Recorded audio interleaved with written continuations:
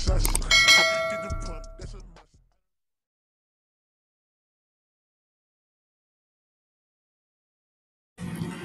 Yo, what's up? Senasay TV nga pala. So, tuturo ko sa inyo ang bagong gift code.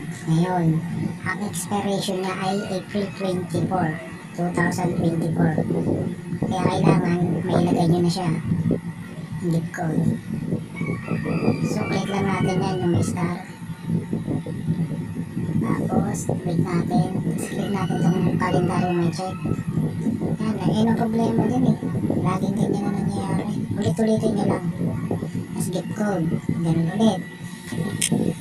Ulit-ulitin nyo lang. Okay, depigil. Gift code ulit. Kasi tatype natin dito. IRA BIP. Malalaki lahat. Malalaki lahat. Yan. Receive. Gift. Ayan, error. Ulitin nyo lang ulit. Hindi yan totoo.